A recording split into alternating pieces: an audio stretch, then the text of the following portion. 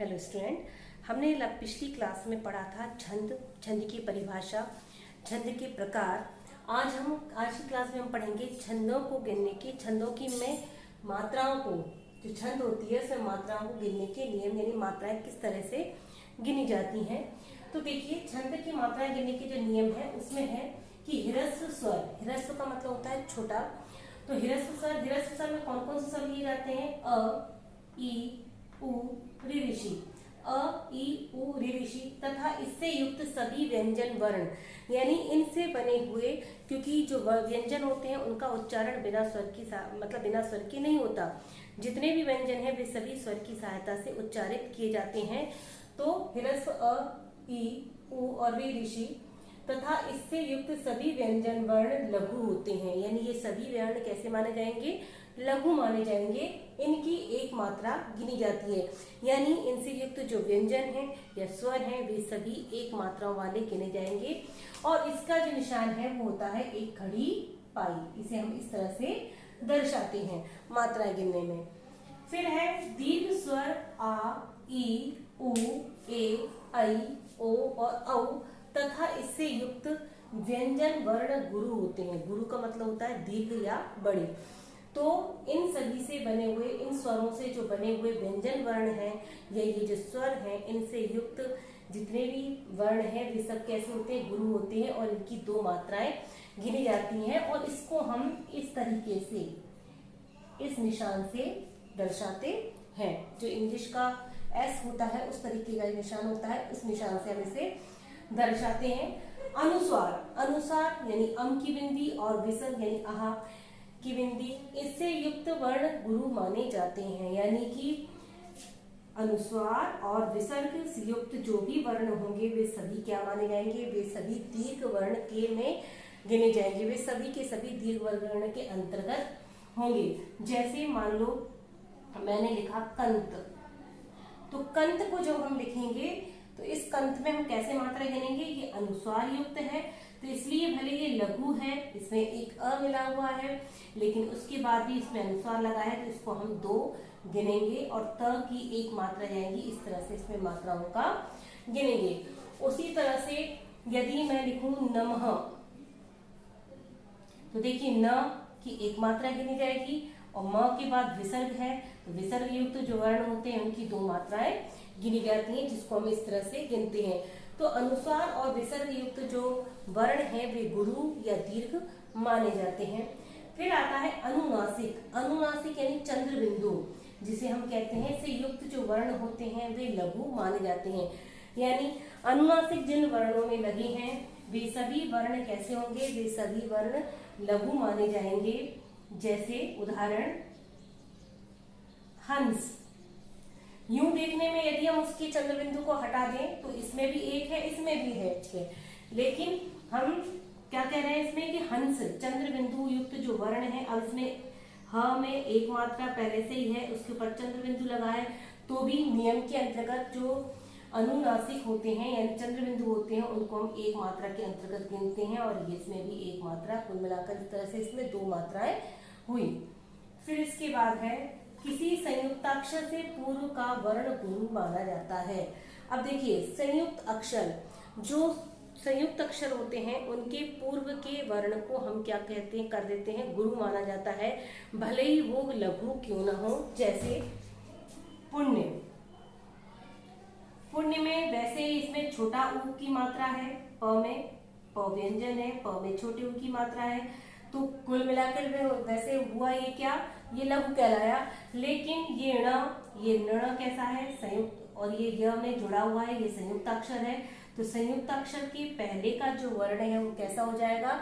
वो दीर्घ हो जाएगा, इसलिए इसमें यहाँ इसकी दो मात्राएं गिनी जाएंगी और इन दोनों को मिलाकर के एक मात्रा गिनेंगे। तो संयुक्त अक्षर से पूर्व का जो अक्षर होता है वो कैसा माना जाता है? वो हमेशा दीर्घ माना जाता है। यदि संयुक्त अक्षर से पहले का अक्षर पहले से ही दीर्घ है तो वो दीर्घ ही रहेगा। यदि यहाँ पर छोटे उ की मात्रा न होकर बड़े उ की मात्रा होती तो ये दीर्घ था, तो ये दीर्घ ही रहता, इसमें कोई परिवर्तन नहीं होता। लेकिन चूंकि इसमें एक लघु है तो पुण्य संयुक्त अक्षर के पहले आया है तो पहले आने वाले को हम दीर्घ कर देते हैं। यदि यह दीर्घ होता है इसमें कोई परिवर्तित नहीं होता। एक और नियम आता है कि यदि कोई सी चीज का प्रारंभ ही संयुक्त अक्षर से हो, जैसे स्वर, मान लो पंक्ति का प्रारंभ ही संयुक्त अक्षर से हो, अब इसके पूर्व में कोई अक्षर नहीं है, तब हम इसकी मात्रा को कैसे करेंगे? तब हम इसकी मात्रा को एक ही गिनेंगे, यानी इस स्व में एक मात्रा है और र की एक मात्रा है। इस तरह से इसमें दो मात्राएं मानी जाएगी। यदि मैं लिखूं क्लांत, तो देखिए क्ला, यहाँ पर क्ला की ये दीर्घ है, ऊपर से इसमें अनुस्वार भी लगा हुआ है, तो इसमें ऑलरेडी क्या है? दो मात्राएं हैं और त में एक मात्रा है। यदि संयुक्ताक्षर से प्रारंभ होता है तो उसमें जैसा है वो वैसा ही रहेगा, लेकिन यदि संयुक्ताक्षर मध्य में आता है तो उसके पूर्व का जो लघु वर्ण है वो कैसा हो जाता है? वो दीर्घ में परिवर्तित हो जाता है, और यदि वो दीर्घ है तो वो दीर्घ ही बना रहता है। इसके बाद अगले नियम के अंतर्गत आता है कि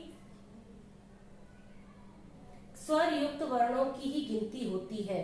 जो छंद होते हैं, छंदों में हम स्वर युक्त वर्ण ही गिने जाते हैं, अर्थात स्वर रहित या हलंत वाले जो वर्ण हैं इनको हम व्यंजन नहीं गिने जाते। ऐसे जो है ऐसे व्यंजनों को हम नहीं गिनते, यानी वही कि आधा जहां अक्षर है उस अक्षर की कहीं भी कोई मात्रा नहीं होती।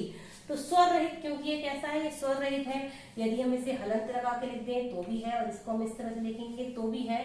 तो स्वर युक्त वर्णों की ही गिनती होती है, अर्थात स्वर रहित या हलंत वाले जो वर्ण होते हैं उसमें उसकी गिनती छंद के अंतर्गत नहीं होती, इनकी कोई मात्राएं नहीं गिनी जाती। इसके बाद अगला नियम है, किसी व्यंजन वर्ण के ऊपर या नीचे रेफ लगी हो, यानी ऊपर रेफ हो या नीचे इस तरह से लगा हुआ हो का प्रयोग होता है तो उसको पूर्व आने वाला हिरस वर्ण गुरु हो जाता है। यानी उसके पहले जो भी वर्ण आया है वो किसमें परिवर्तित हो जाएगा?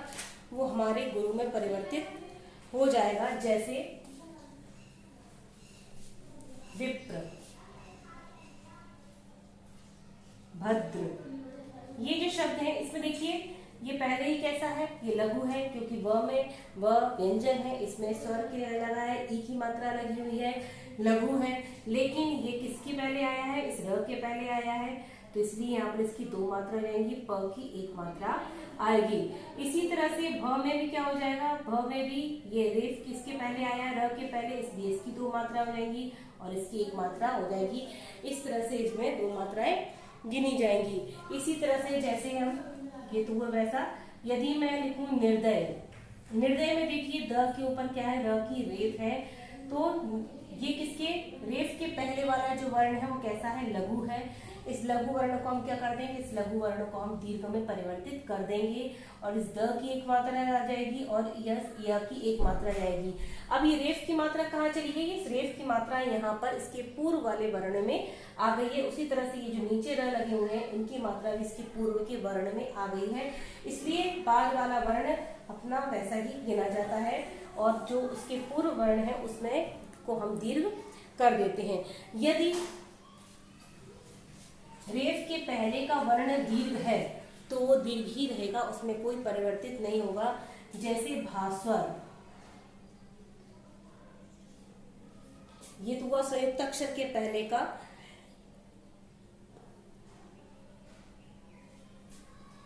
यदि रेफ के पहले कोई वर्ण है जो दीर्घ है तो वो दीर्घ में ही बना रहेगा, दीर्घ वर्ण में कोई परिवर्तित नहीं होता। परिवर्तन होता है सिर्फ लघु वर्ण के अंतर्गत। तो ये थे छंदों को गिनने के नियम, ये मात्रिक छंद को गिनने के नियम है। इसी प्रकार से जब हम वर्णिक छंदों की गणना करते हैं तो वर्णिक छंदों में भी हम गण की गणना करते हैं, जो हम आगे की क्लास में देखेंगे कि गण किस तरह से गिने जाते हैं। ये इस समय हम जो मात्रिक छंद हैं, दोहा, रोला, सोरठा, चौपाई, इन सभी को गिनने के लिए जिन नियमों को देखते हैं वो नियम यहाँ पर थे। इसी के तरह इन दोहा, सोरठा, रोला, चौपाई, इन सभी में इस तरह से मात्राओं की गणना हम करेंगे और मात्राओं की गिनती की जाती है।